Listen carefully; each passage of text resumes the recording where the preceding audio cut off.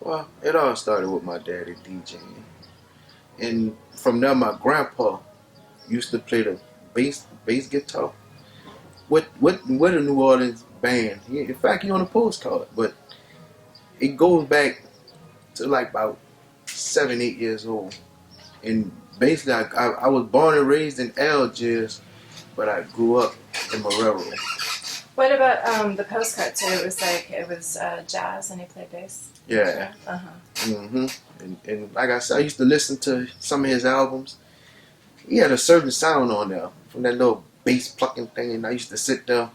I got into DJing, and I always wanted to get that same sound what he had, because it was dark, which I never knew I was going to go into some more evil type stuff. But the part would get me is like growing up, when we moved to Marrero, they had a guy stayed on side us.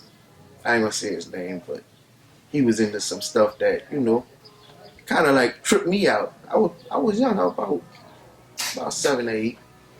I used to sit there, walk past his room, because like where the house was, his room was in the front, and he had the window open. So when I walked past there, I always used to say, man, what this dude doing in there? Because everything was black, crosses upside down, and then like where our house sit at, the fence in the back lead to a field. So we always used to go out there. Me and my brother used to go behind the fence and go walk in the field. Till one day we stumbled upon something. And I asked him, I said, brother, what that is? He said, oh, I don't know what that is. You just better not go step in it. So when I walked over there, me being young and dumb, I go step right in it. And that's when it all happened. I mean, it's just the look on your face now. That's when it happened. That same night, after stepping in that circle, we made it back inside. I asked my mom, I said, Ma, something followed me back in this house. She said, boy, is something wrong with you? I said, no, Ma, I'm serious. Something followed me back in this house. That same night, he got tormented by something, woke up bad dreams. You could hear footsteps in the house. And I asked this, I said, Ma, I stepped in something back there. I said, I stepped in a circle back there. She said, what kind of circle? I said, I don't know. They just had rocks with mirrors on top of it, a skull. And she said, boy, she cursed me out. She said, what the F wrong with you? I said, man, I don't know. So as time went on, I started paying attention to just like the change. Growing up, looking at him, going through this, going through that. He pulling off these stunts, killing cats. I'm watching all this as I grow up. So that atmosphere provoked me into doing dark stuff. And y'all call it worshiping the devil and all that. I call it doing something that I had no business doing. Mm-hmm. And that's where the evil sounds come from. Because, as time went on, years passed by, my mama said, boy, it sounds like something moving in your room while you at school. You was at home today? I said, no. She said, you need to start leaving that door open. But I couldn't leave that door open because they had stuff painted on the wall. It's like I was mimicking whatever it was that I saw. Mm-hmm. But really something else was taking place as I was growing up. Like whatever he was channeling, it was starting to come up on me. Mm-hmm. So, make a long story short, I started painting the wall with cities on it, hanging dolls up upside down, had a cemetery in the closet. And right upon what? I'm going to say 1990. That's when I got introduced to the one who put our album out, Mobo Joe. And he just bought a keyboard and said, here, man, work this thing. Because I was trying to DJ then, but the DJ stuff really wasn't my cup of tea. So when he gave me that keyboard, I used to sit in the dark and play with this keyboard. And it's like, I looked at the keyboard as like a Ouija board for me. So I'm channeling whatever it is I'm channeling through this board. And like I said, to make this story short, the sounds that you hear on these albums, it's like, just pay attention to them. I mean, it's like the dark side. Come a long way though, from the childhood to now. And I don't want to go back down that road. That was some scary stuff. Real scary. I mean, I'm talking about to us sitting in the front room on the sofa and stuff come out the wall and sit right on side you, and you just sitting there looking at it like, man, what is this? Pictures on the walls. You might think it's a dream, but I'm woke looking at this picture. You can see 3 spirits in this picture. You can actually see them. My mom used to say, boy, something wrong with you. But when I said, Mom, look at that picture and tell me what you see up there. She said, I don't see nothing. I said, just focus. She said, She threw the picture away. I said, I know it ain't me. In fact, let me give you this story here. Years ago, like right after we came from out there in that field, me, my brother, and my stepdad got in a fight. They was on my back. I picked both of them up and threw them. And they was like, man, this dude, something wrong with this dude. I don't know, it's a long story. It's a long story. I mean, stop right there for a second. Is there any way we can tell them to turn it down? I think live. Yeah, it's live. It's downstairs too. Oh, right. Okay, They that's play fine. music That's fine. downstairs. All right. Are we good though with the levels? Yeah, you just not have a funky backing track. Yeah. I mean, ain't nothing wrong with that. That's groovy. Yeah. That's fine. All right. So, you felt like there was this spirit world, that you were kind of, you had a connection with. Yeah. Did your parents, I know your mom was just like whatever, but with your dad, DJing, did he ever feel like he had kind of a connection? Or your grandfather, he had like that dark sound, did he feel like he had a connection with the spirit world? It was mainly my grandpa. Because the sound, it was just this one song. Back then they had the more clay albums, more thick clay albums. I used to take a needle and put on a piece of paper and put on a pencil and spin it and play a song, and you can just hear that certain sound on there.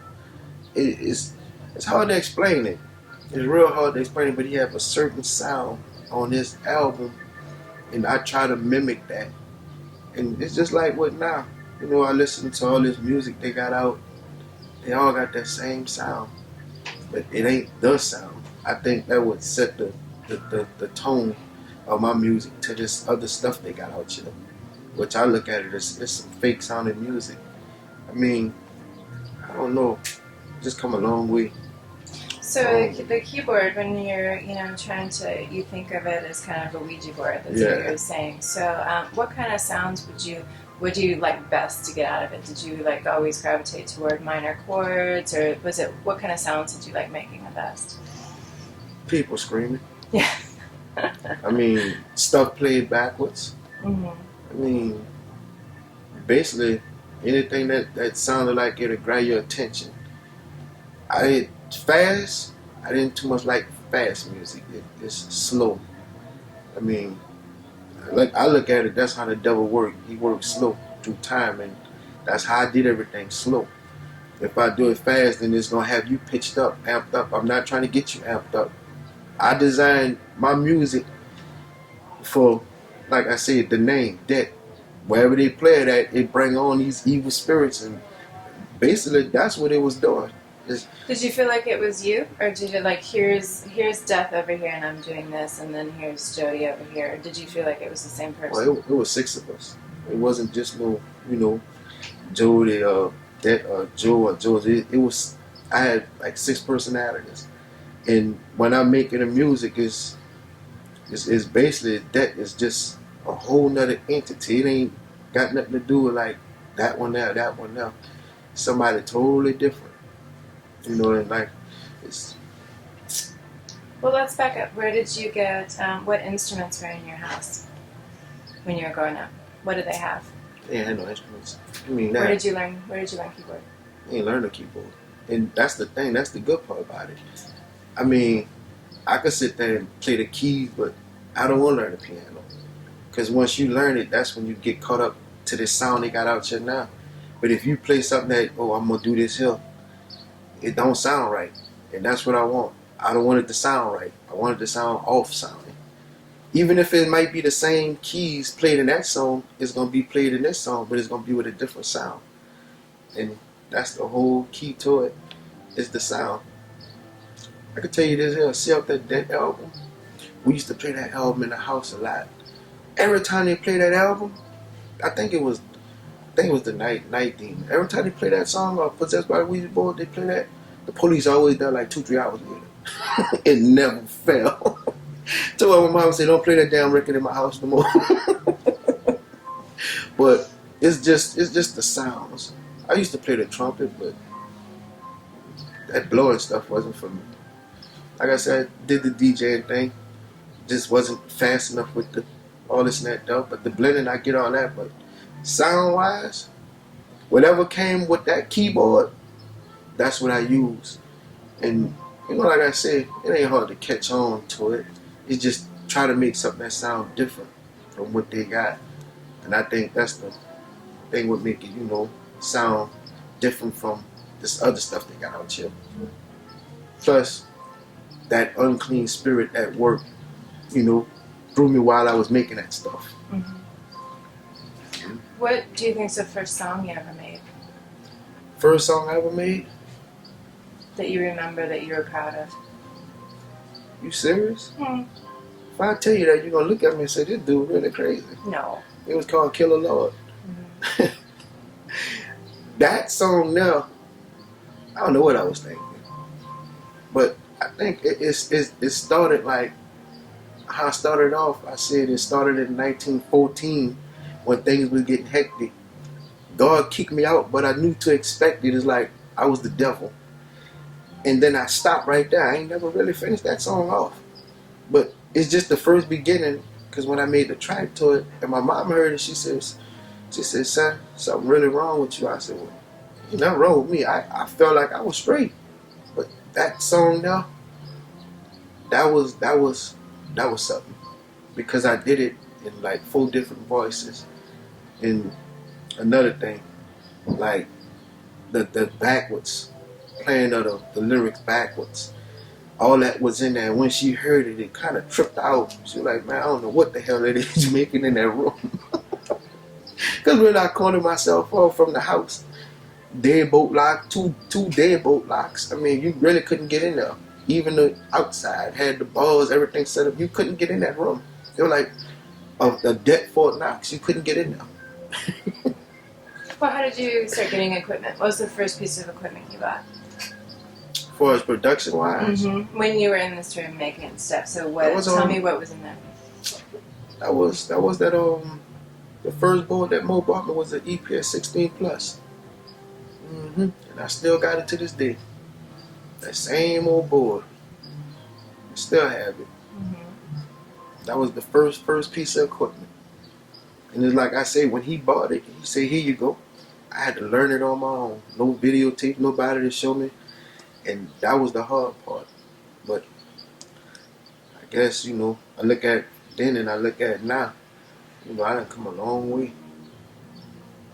Mm-hmm. Did you sing too? Or was it just rapping? I don't know about the singing part. Mm-hmm. I don't do that though.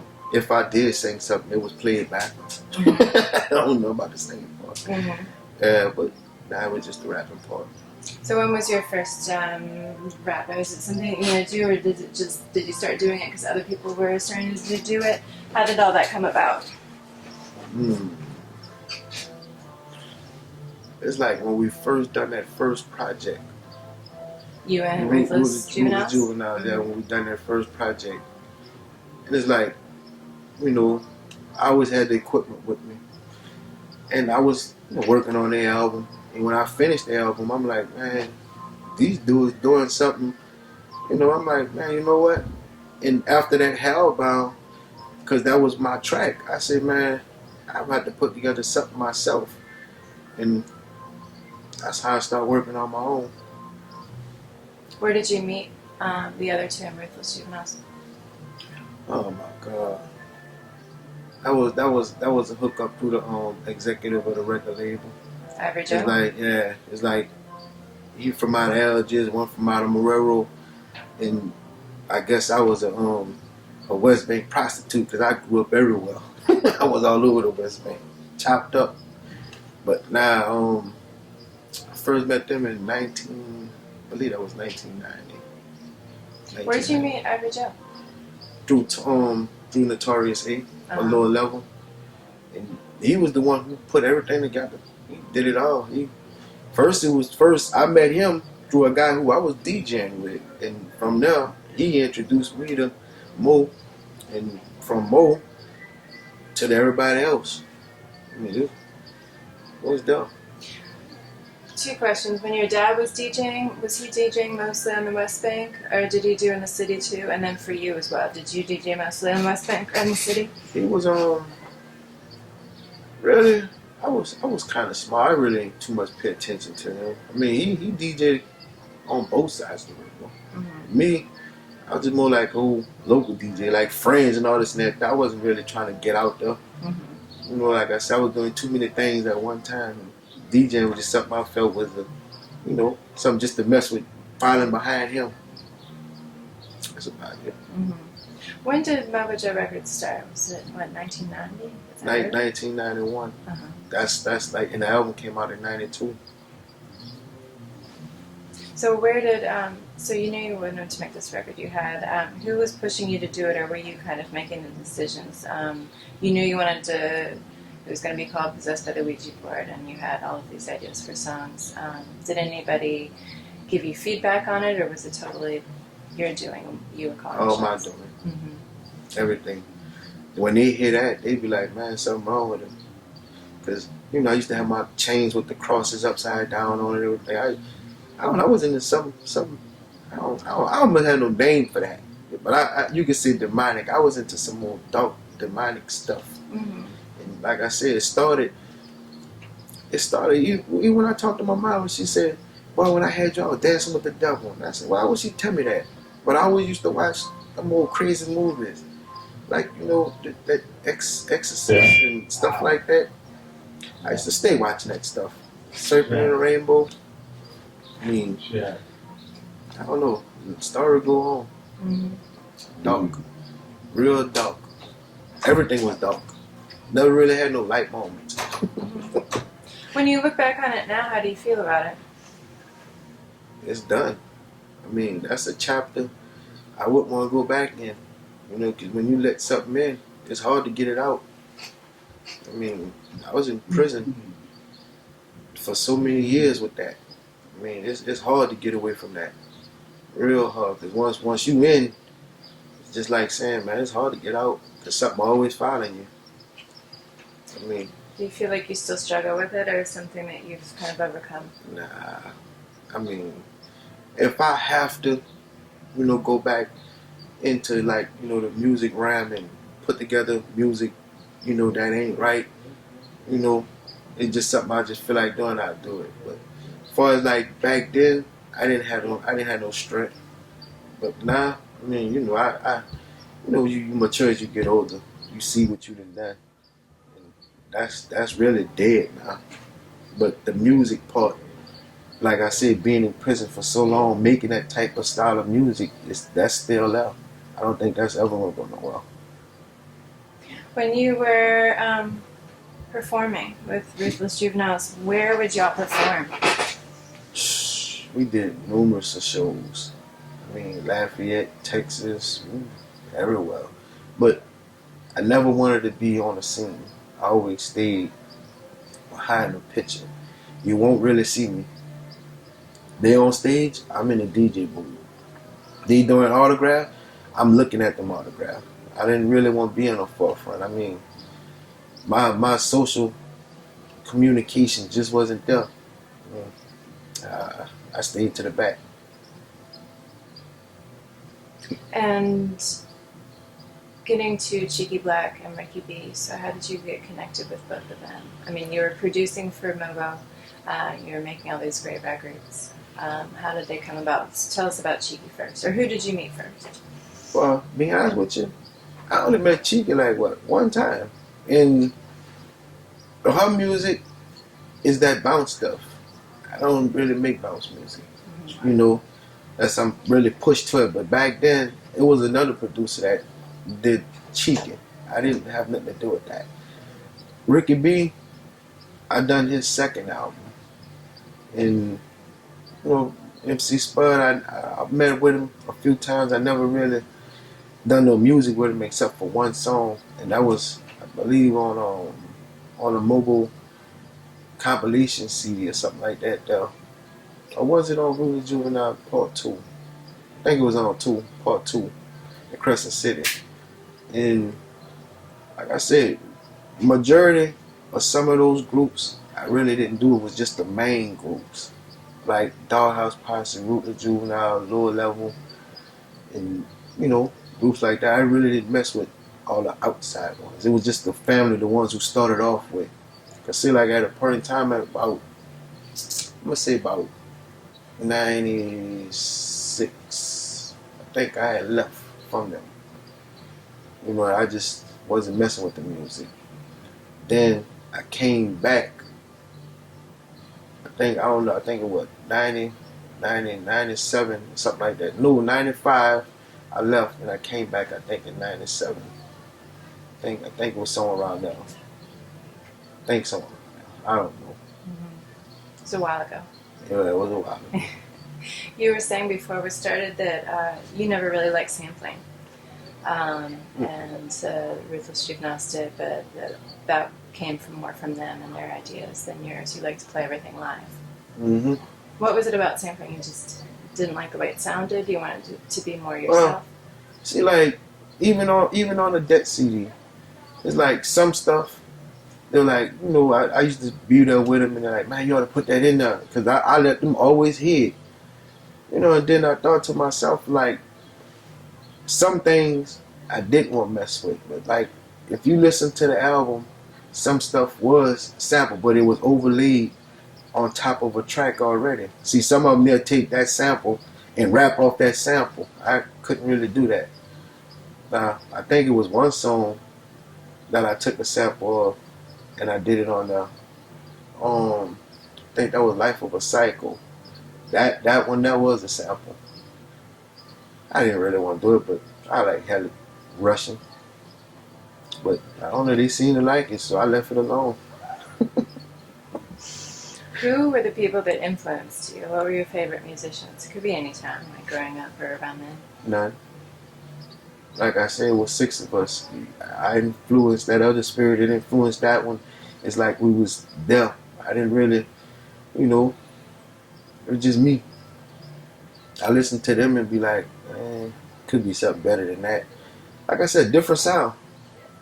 They had some out there, like Gangsta Nip, who had that same feel, but just wasn't that sound. And the sound was really coming from the music itself. I think the music made 80% of the song. Because if the music ain't right, then the song ain't right. That's how I look at it. That's true. So that's about it. How long was your grandfather living? When did he pass on? Damn. I like in 70. I'm gonna say what? I'm gonna say 80. 1980. It might have been 79. I used to drive the piss out of him. What is that? Tell me a story. He used to have that bass thing just sitting up, and he used to be in a room. I used to walk past him and hit it while he's sleeping. I used to drive. I was the same thing with my grandma. I used to drive her too.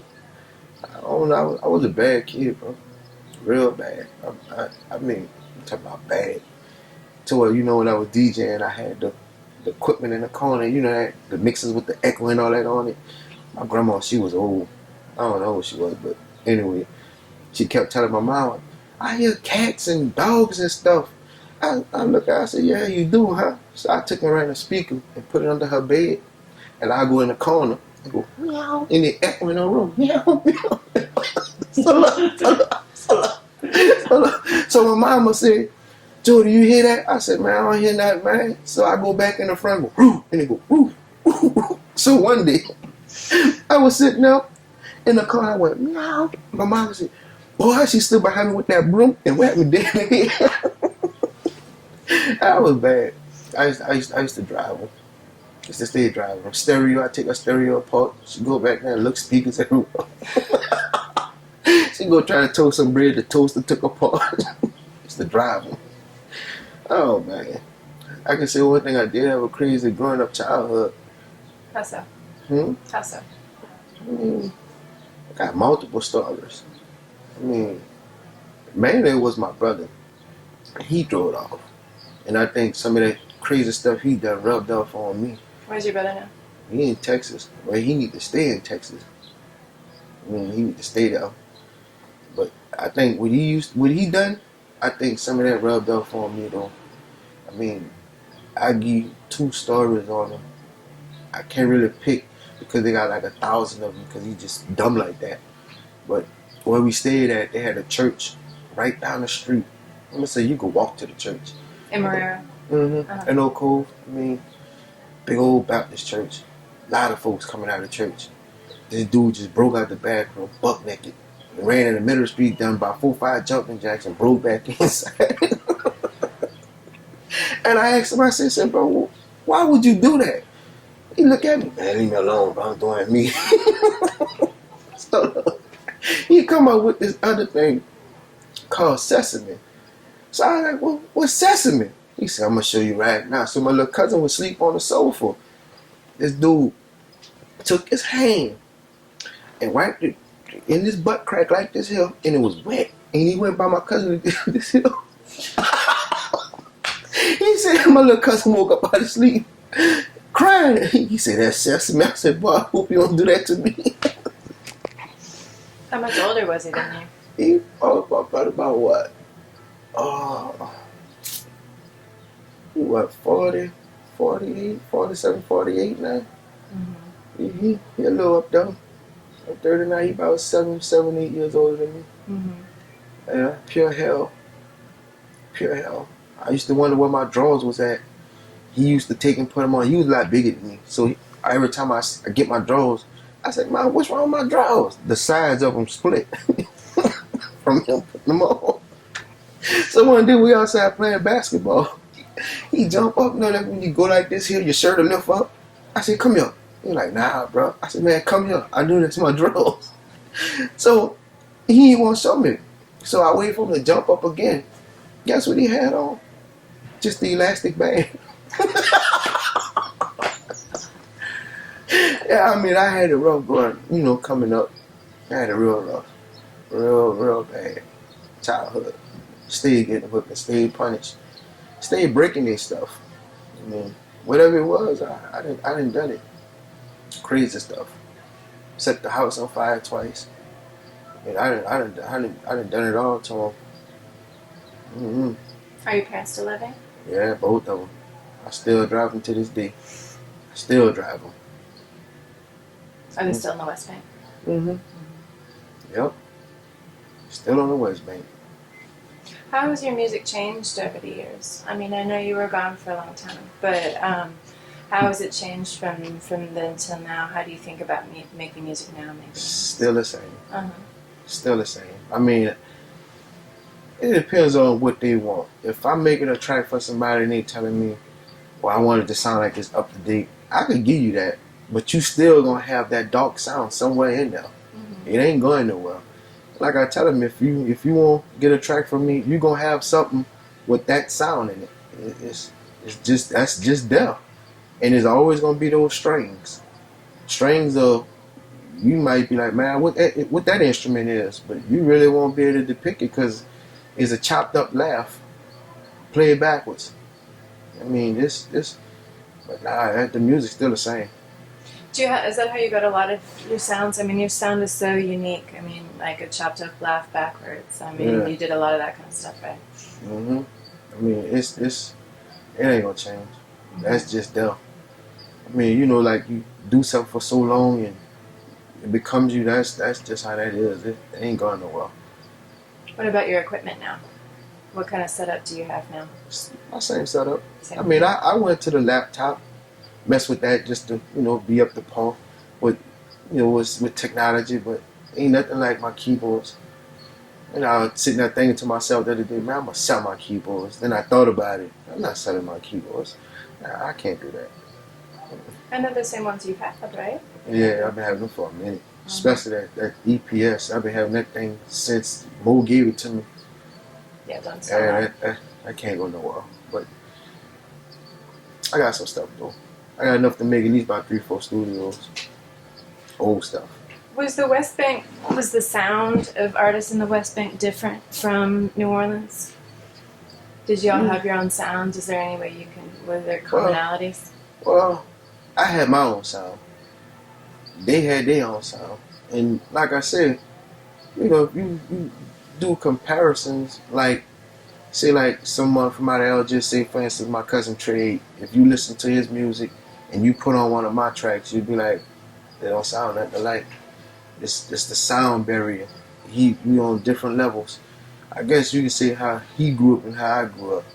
You know, I put my background into my music and they just took it and put whatever they heard from other sources into their music. My music is my music. And I hear some of them try to mimic that dark, evil sound, but majority of them can't get it. I guess you had to be part of that. So your cousin's Trey? I didn't know that. Mm-hmm. And he was killed in 2011, is that right? Mm-hmm. Yep, him and his brother killed the same way. Car wreck. Mm-hmm. That's how it happened. Mm-hmm. I'm gonna kill myself a few times. You know those big old 5-gallon gas cans with the big X on it? I'm sitting out there dumping a little gas into a container, switching it around a cup and putting it back, taking the cup and lighting it on fire. And I went back to put more gas in it, and it was still on fire in the cup. All I heard was boom. I looked at that thing, so I can't mess with this no more. One time I was doing something in the kitchen. I mean, you could put two and two together. I had everything laid out, the mirrors, everything, candles, everything. 357, playing Russian roulette in the mirror in the dark, worshiping the devil, flicked it, hit it back in, and set the gun on the table, and was looking in the mirror, chanting something, and I picked the gun back up, and I put it to my head, and I said, now wait a minute. I said, before I do this, I say, Satan, I really want to see what you want from me. So I said, I'm going to put this down and I'm going to go cut the light on. So I blew the candles out, cut the light on, picked the pistol up, looked at it. The bullet was the next one. I said, so you want that? I said, I can't give you that. I got stuff I got to do. That there, it did something to me. That really messed my head up. I'm like, man, what the hell? Because I always play Russian roulette with that thing. I always put a bullet in there and just hit it. But just this one time, I don't know if it was God, spirit talking to me like, man, you need to check that. Something ain't right with this one. And I looked at it, I seen that big old bullet next. I said, So I tried to wean away from that life. I used to go in the kitchen and pray a lot. I didn't know who I was praying to, but I would go in the kitchen and do it. And just so happened, got me away from there. Took a long time to get out that. You know, once you be in that darkness for so long, you in it. Take God to come through and, you know, get that away from me. Cause I let something in that house. I let a spirit in that house. I go to sleep at night. I always used to guard the front door. Always. I'd be in the bed sleep, looking. It always just stand by the door. My girlfriend said, hey, something ain't right with your house. I said, what you mean? She said, man, your dog don't much want to stay in your room. I said, why? She said, man, that dog just stay looking at the front door. I said, I knew what it was, but I just didn't want to tell her. So when I finally told her, I said, well, they got something guarding my front door. She's like, man, we got to move. I said, no matter where we go, it's still going to go wherever I go. I said, because I let that in. And then like in the front room, my wall was mirrors. So I could see, you know, everything. And that's how you see in this dark room, you see everything through mirrors. Even in the bathroom. They had one little broad, I took her to my job site with me. Oh, she pissed me off. She told me something, and I just looked at her. She broke out crying and ran out the car. So I had to go catch her. I said, what's wrong? She said, man, I ain't never seen something like that on somebody before. She said, you scared me. I said, what you saw? She said, I can't much tell you what I saw. It's just, I'm scared. I almost want to get back in the car with you. And I asked myself, like, Lord, I wonder what it is she saw like that. Even to this day, I still don't know what she saw. I still talk to her and ask her, what did you see? I don't know what she saw. But whatever she saw, it had to be something dark. Because I used to go in the bathroom and, you know, cut the light off, have a candle burning and look in the mirror, and I never really seen myself. I always used to see something else. It's like dark impressions. And it used to be scary back then, but like I said, I was into it. So whatever demonic spirit that was, it was deep, real deep. Are they mostly gone now? But they gone. Ain't mostly, they gone. Like I said, being converted over into Christ, you put that stuff, you put that aside. And that's something that's done. It's done away with. Like I said, that was a real dark life. I know better now. When did you convert? 2009. I was filled with the Spirit September 19th. Yeah, it took, like I said, I got popped 2009 June 2nd. Cause I used to sell a lot of drugs, and I always used to go in the kitchen and pray like, man, I need to get away from this. I'm bagging up all this stuff, fingers getting all numb, arm hurting. You know what I'm saying? I'm like, man, I gotta get away from this. So the lady who I was with, she said she went to Winn-Dixie. She said she met a woman in there. The woman was telling her to get out the house. Something bad about to happen. God heard us crying. I'm like, man, F you and that woman. I don't believe none of that. Like I said, I didn't know who God was then. But 3 days later, people was in that house. If she would have left and listened to that woman, she would have been alright. But she was in jail with me. But it's just like I said, the long history of doing that evilness for so long. You get, you come to the point, man, it gotta be something better. Gotta be something better.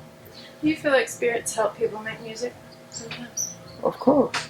This world filled with spirits. You gotta look at it from even with the flood, the flood with Noah. Those spirits that was in those giants that took those women, and when they died, those spirits stayed in this world. And those same spirits are the same spirits that's doing what they're doing now, even in the music business. It's so corrupted. That's why I was trying to tell, Fo and Brandon on this Ruthless Juvenile project, I'm gonna make your music, but I don't want to participate in it. I know it's out here.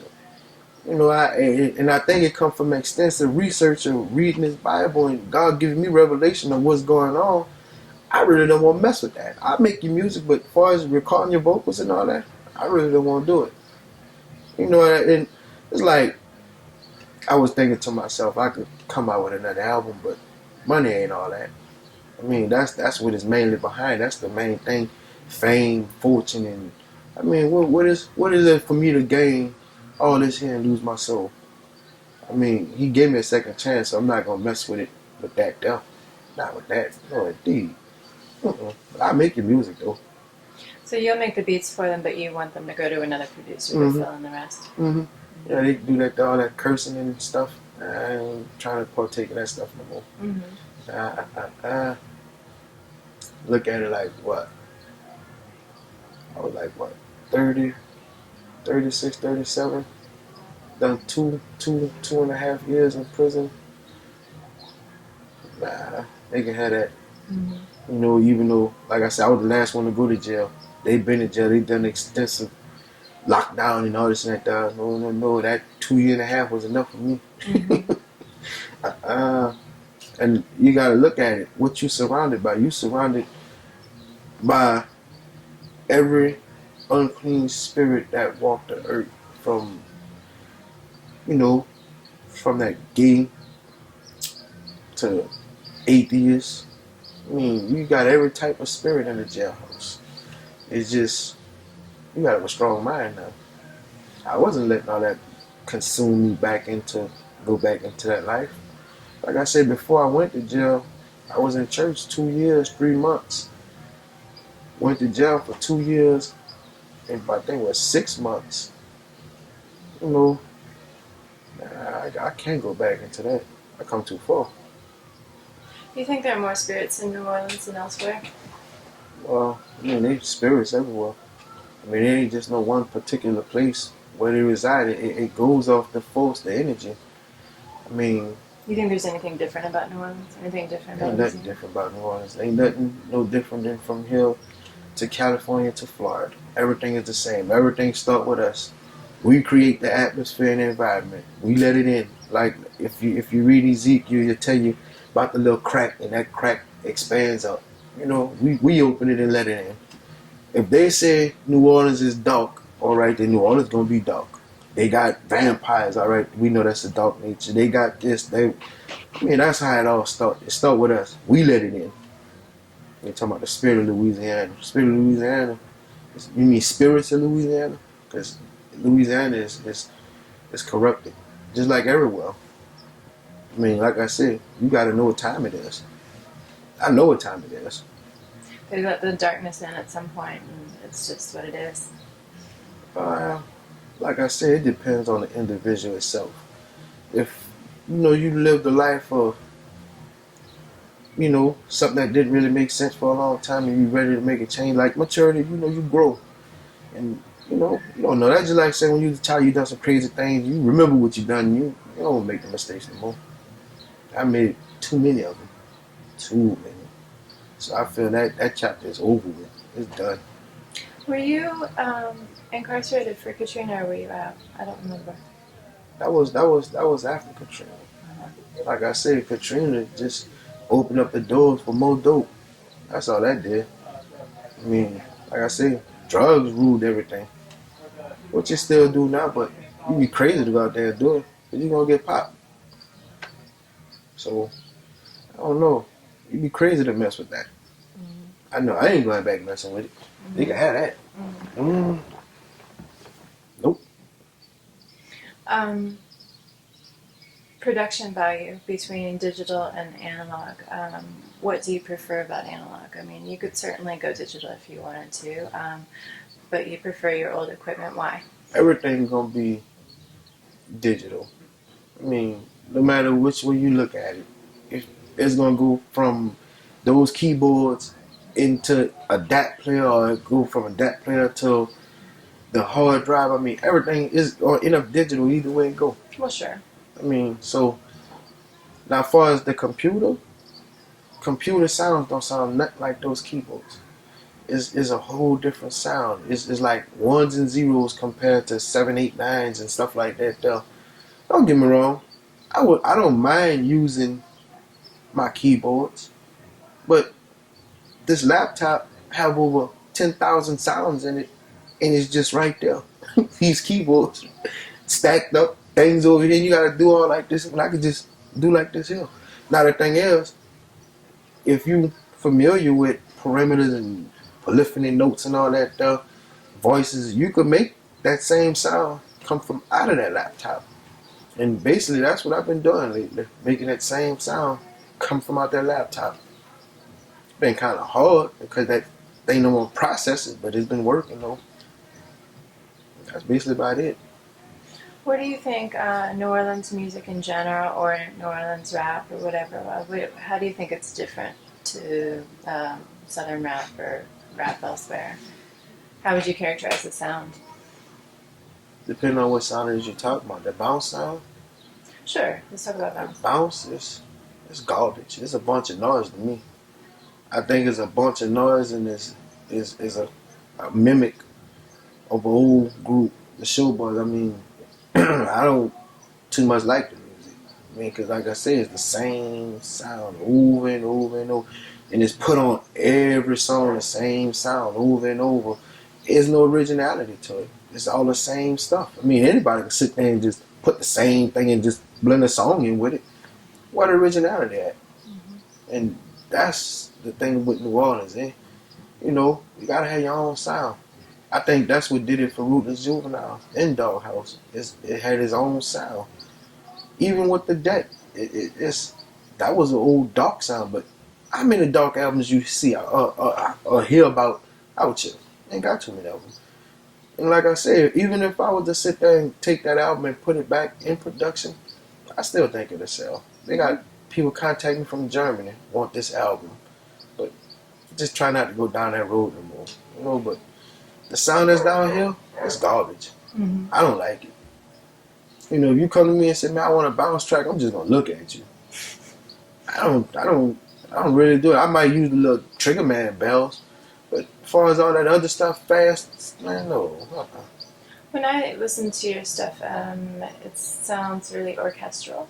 I guess if I would have to describe what you do, I would say it's kind of orchestral rap. Because it sounds like an orchestra, you're creating an orchestra from all these different sounds and doing it all organically, which I think is really interesting. Well, that's the old stuff. You gotta hear the new stuff. Yeah? Yeah, and it kind of shocked me because I thought that side would be gone, but I don't think it's going nowhere. Because I just done a project for this little dude from out of Atlanta. He told me, man, I want that pain on it. I'm thinking, like, what kind of pain you talking about? So I made one track. He listened to it like, man, that ain't the pain I'm talking about. So I said, I know what you're talking about.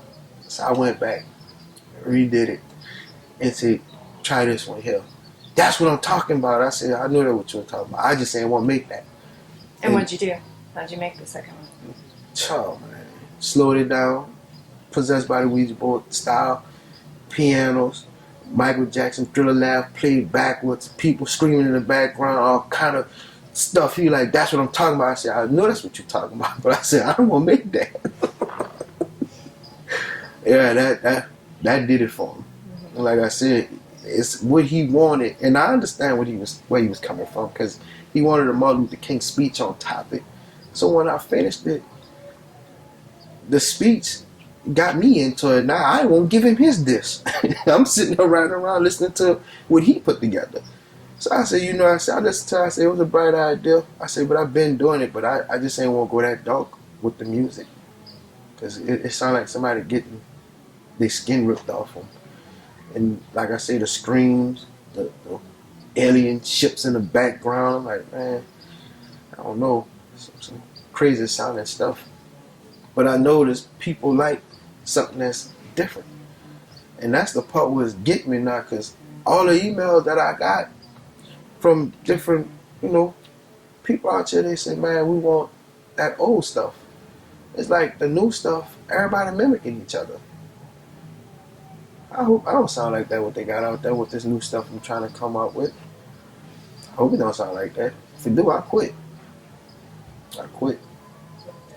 Is there any other new artists that you're working with that you're excited about? I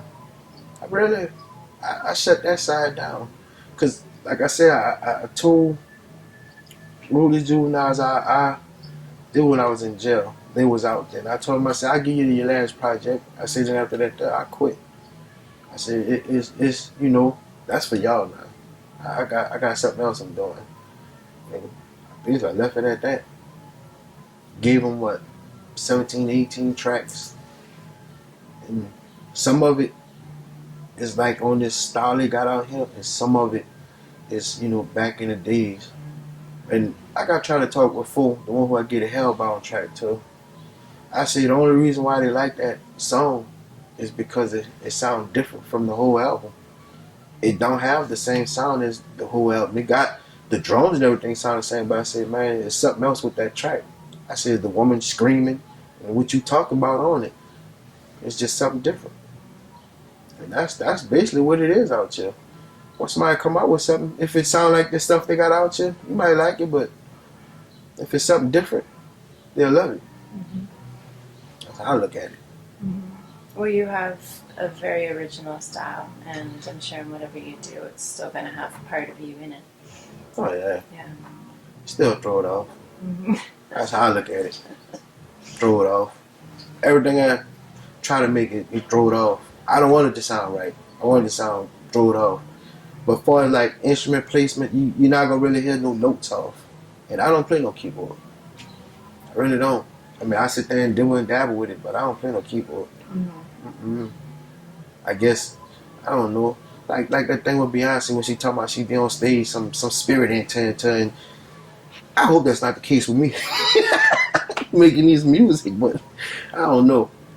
I hope that ain't the case though. But I'm good though. I'm good. Colin, questions?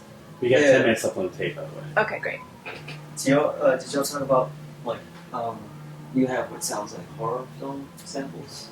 Yeah, let's talk about that with Did you get the horror films? sampling horror films. Yeah, Different movies. Like I said, when you're into something dark, you watch every dark movie there is. Even some of the movies that people don't really watch, I watch them. And just pull stuff from off there. If they talking about the devil, I sample it, chop it up any kind of way I want. Might play it backwards, might play it forwards. It depends. You owned them? You had a collection of horror films? Oh yeah, every horror movie they had out. On VHS, I guess? I mean, some of it come from off the TV. Like say like if Edward Scissorhands come on, you would sit there and think, well, they're not gonna talk about no devil on Edward Scissorhands, but they got a part of that where she said, "I warned you, didn't I?" The son of Satan. I'm like, well, I gotta get that. So, I take it and sample it and put it into the archive. So you literally just, hold up an audio recorder and put it back in through the mix. Okay. So what, maybe most proud album? Yeah, something you're most proud of. Piece of music you're most proud of, or an album that you've produced that you're most proud of. Maybe besides your own. It was one. And that was with BG. It's like as soon as he done it and left from the house, he went to jail, so he forgot to sign a release form and he never put it out. What year? Oh man, I don't know what year that was. It was in I think 2002, 2003. Man, that's long forgotten now. I don't much had the track no more. I got lost, but I think it would have done something if it would have came out. How'd you hook up with BG, or just friends? Just friends, know him. Yeah, that's about it. Yes. Is there anything else you want to talk about we haven't talked about yet? My brain stay flying, so I don't know. I'll be lying to you. I really don't know. Maybe he might have a question. Yeah, what Cuba. questions? What about spiders? So you have spiders, had lots of spider tattoos. What is it about spiders? And when did the tattoos start? When did you first get in them? 2006. It started with one, and then it ended up with 62 spiders, 6 grim reapers, and the rest webs and trees. Yeah, I know. I went crazy. Did you work with one tattoo artist or a lot of them? Just 2. One did just the 2 trees, and the other guy did all the rest. But yeah, this spider thing. Let's see. I go somewhere with somebody, and they drop me off. They go kill somebody, then they come pick me back up. We riding. So now he just got me from shooting these people up. Now they see me riding with him. I'm getting caught up in his mess. That's how it is when you with a spider web. See, when you walk out the door, you don't see it. You just walk right into it, and you doing like this here. Now you got caught up. That's the same way how it is like with all these spiders. And they got 2 of them here. They at war. That's like Satan and God. They at war with buku other little spiders looking on to it. I mean, it's I don't know, they're spiders. They're some smart creatures, because one so small can bite you, and if you don't take care of it, you'll be dead. That's basically how it is out here. You don't watch what you getting into. No matter how small the situation is, if you don't get it rectified and get it straight, you'll be dead off that little small situation. It could be just the cutting of the tongue. If I tell you something crazy, and it might be a small word. Before you know it, it end up with something else. Now you might be dead or deceased over something you had no business saying. Do you think death has had a lot of influence on New Orleans rap? The way people make music. I mean, so many people have lost people here. The murder rate has been so high. How has it affected the music? I really don't see how it affect anybody, because not too many heard that album. It was only a few that heard it, but the Ruthless Juveniles and Doghouse Posse, that's where they get the music from. Like, well, who made the tracks? And when it all boiled down to it, it was Debt. And that's where it all come from. Because you didn't just have to hear my album, you heard it off of their albums. Mm-hmm.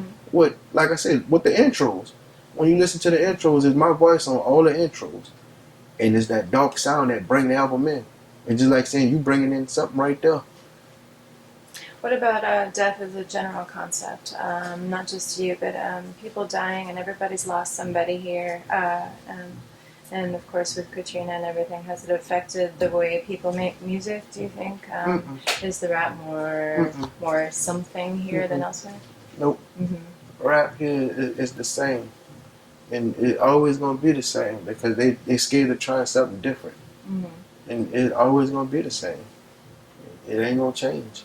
Like I said, music to me down here is garbage. They don't have no concepts to it anymore. It's just it ain't there.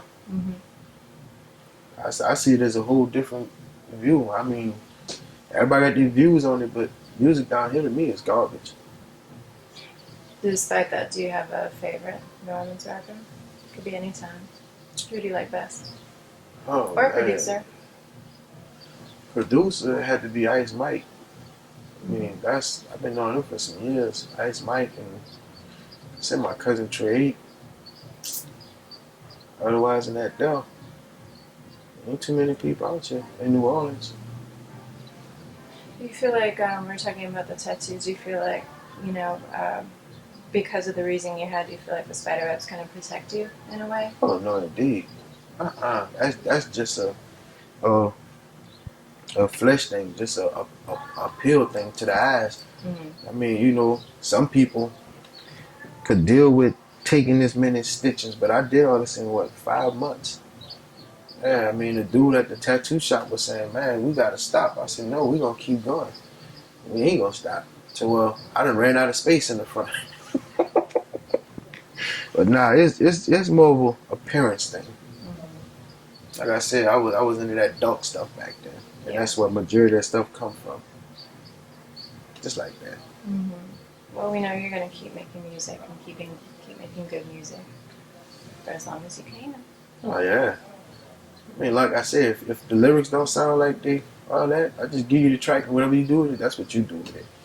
But the music will always have that sound in it, and that sound is those strings and something dark in the background, which I don't want it to be, but that's just how it is, though. Well, we're glad you're back. That's it.